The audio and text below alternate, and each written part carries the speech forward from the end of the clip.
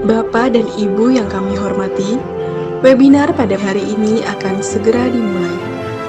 Kepada moderator, kami persilakan.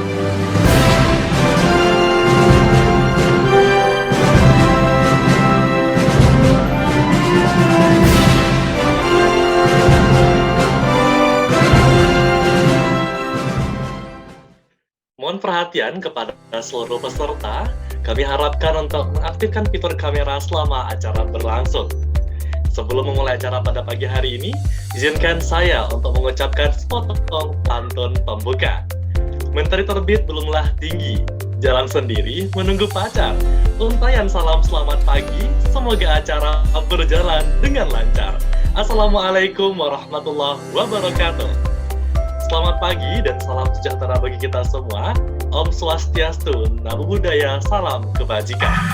Yang terhormat, Sekretaris Jenderal Pengurus Pusat Ikatan Alumni Universitas Negeri Malang, Ibu Dra Fatmawati.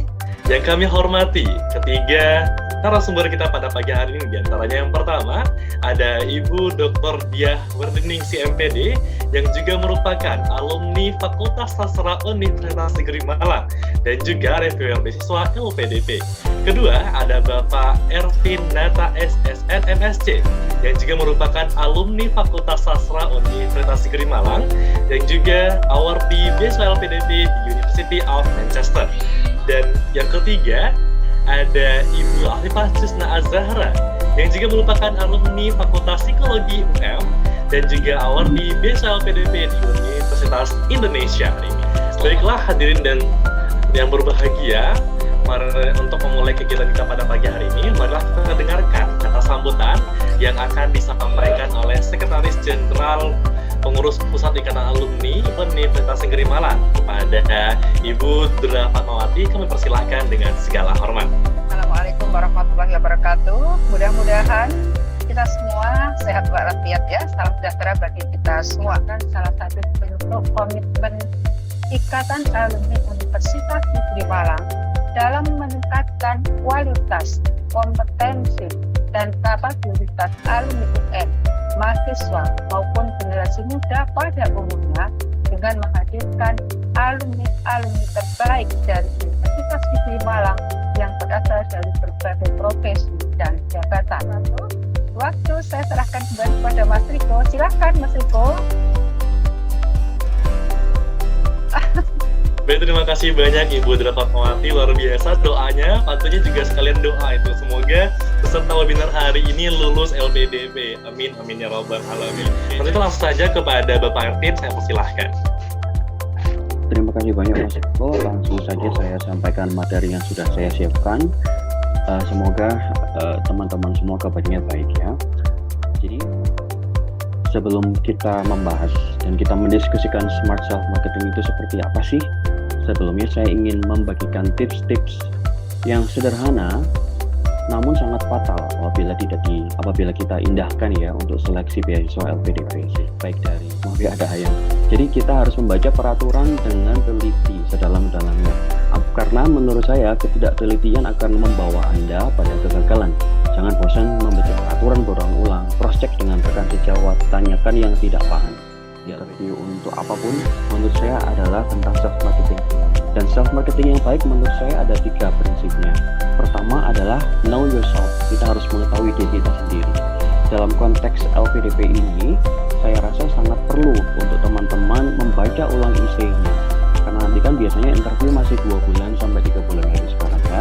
Teman-teman bisa mengulang-ulang essay yang sudah disubmit, dihafalkan poin-poin apa yang ingin di-highlight, dipraktekkan setiap hari dibaca. Kemudian mantapkan rencana studi, nanti rencana tesisnya seperti apa. Kalau bisa research profesornya ke depannya mau siapa, seperti itu. Kemudian nanti hasil penelitian kita apakah bisa dikontribusikan untuk kemajuan Indonesia apa tidak, benar-benar sangat diperlukan untuk dipelajari ya.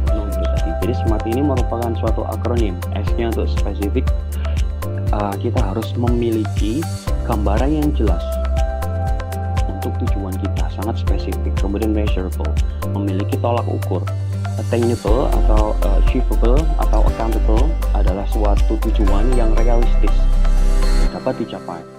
risky. Memahami resiko di masa depan, peserta kita itu sudah mengetahui solusinya seperti apa. Jadi nggak serta-merta bondo nekat seperti itu. Yang terakhir adalah timetable. Kita memiliki target waktu yang jelas. Seperti itu, tidak terlalu idealis, tapi terbuka. Selalu ada ruang untuk improvement. Maka dari itu teman-teman menyampaikan itu ya. Kalau semakin kita rendah hati, orang kan semakin senang sama kita juga ya. Maka dari itu untuk mengatasi masalah di masa depan, saya akan banyak belajar dari orang lain. Nah, untuk menambah perspektif, saya rasa komunitas LPDP dan komunitas di UCL adalah tempat yang sangat baik untuk saya terus mengembangkan diri dan untuk sharing-sharing dan sebagainya. Untuk time, saya juga memberikan satu contoh lagi. Pasti nanti ada pertanyaan-pertanyaan seperti ini ya. Bagaimana cara kita untuk menghandle tantangan di masa depan? Pasti kita nanti ada culture shock dan segala macam. Kalau teman-teman sudah memiliki rencana jawaban untuk menjawab dengan cara saya memiliki tesis yang matang, saya rasa saya memiliki tabungan yang cukup untuk pindah negara. Saya sudah mempelajari budaya lokal, saya belajar dari Harry Potter, saya belajar dari film-film, saya sudah menyiapkan baju-baju, saya sudah belajar masa ya itu sudah baik, tapi terlalu fokus sama diri kita sendiri ya. Jangan overconfident. Sekali lagi kita harus rendah hati. Sejauh ini saya sudah memperkirakan hambatan apa saja yang mungkin terjadi Pak Bu, sehingga saya sudah mempersiapkan. Namun saya juga sadar bahwa akan ada hambatan di luar perkiraan, maka dari itu saya berencana untuk ikut PPI serta menjalin relasi sebanyak-banyaknya.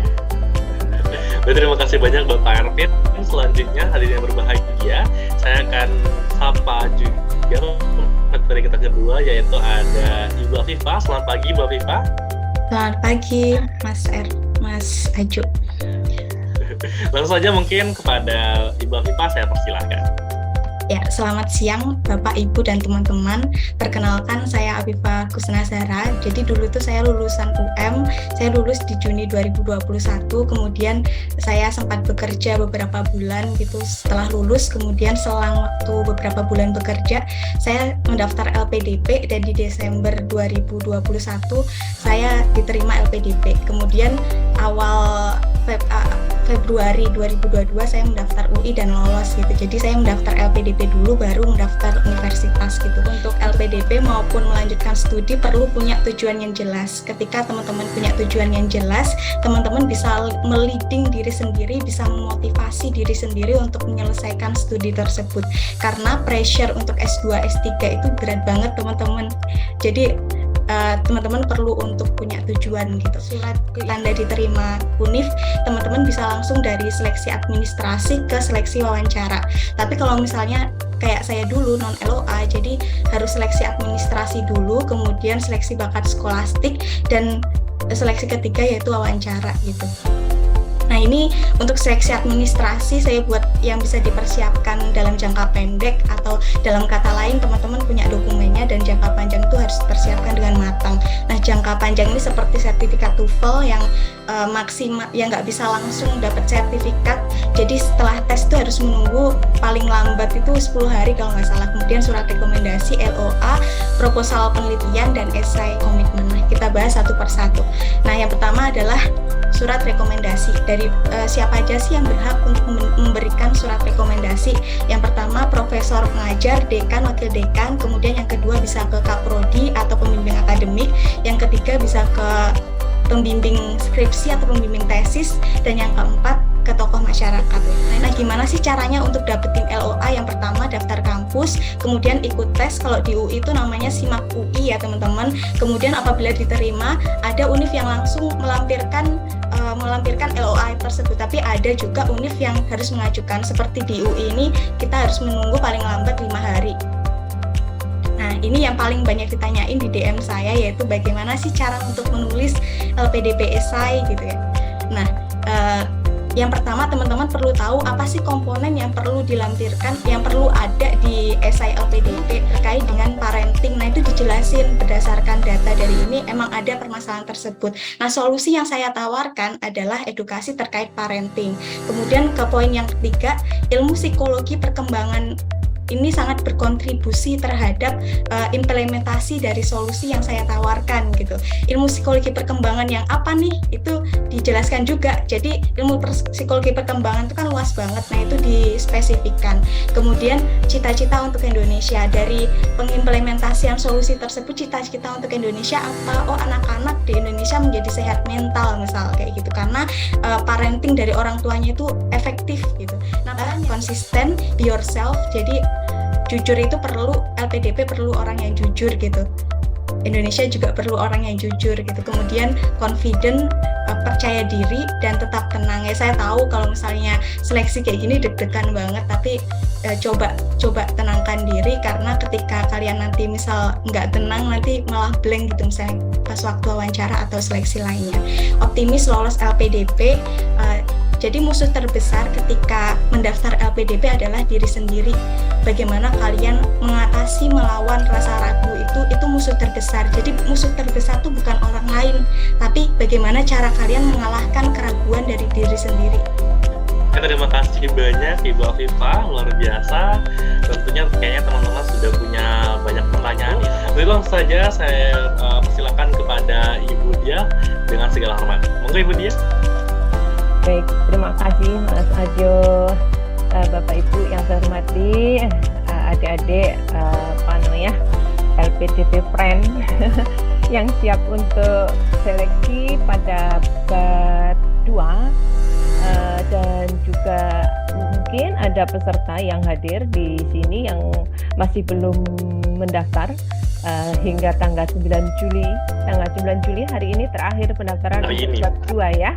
Ada beberapa jenis seleksi di LPDP, afirmasi, targeted, dan umum, dan sebagian besar itu masuk di program yang reguler ya, yang umum ya. Saya kira tidak perlu saya sampaikan. Nah, ini untuk tahap seleksinya tadi sudah disinggung juga, ada tahap seleksi, tahap tes bakat skolastik, dan seleksi substansi ya. Nah, kemudian untuk berikutnya apa yang perlu kita persiapkan tadi juga sudah dibahas, makanya sudah banyak sekali tadi yang disampaikan oleh Mas Ervin dan Mbak Afifah. Mungkin saya hanya memberikan penekanan pada beberapa hal yang tadi belum disampaikan ya Mas-mas dan Mbak-mbak. Memang 1, 2, 3 ini untuk persiapan IC dan rencana studi serta interview, persiapan wawancara ini memang sebaiknya dipersiapkan dengan baik ya. Lalu strateginya apa yang harus disiapkan tadi sudah disinggung juga ya. Anda pasti sudah menuliskan di biodata apa-apa yang diminta disampaikan di situ. Bagaimana Anda menilai diri Anda ya. Biasanya disampaikan apa keunggulan yang Anda miliki, apa kekurangan yang Anda miliki, apa achievement ya, capaian-capaian yang telah Anda peroleh selama ini, pengalaman pelatihan, seminar, kegiatan, aktivitas yang tadi Mbak Afifah sampaikan. Itu sangat bagus apabila muncul di dalam isian aplikasi yang disediakan di LPDP. Jadi kadang-kadang kita reviewer itu melihat kosong. Ini nggak ada aktivitas organisasinya kosong, kemudian prestasinya kosong, pelatihan kosong, nggak ada pengalaman riset gitu ya.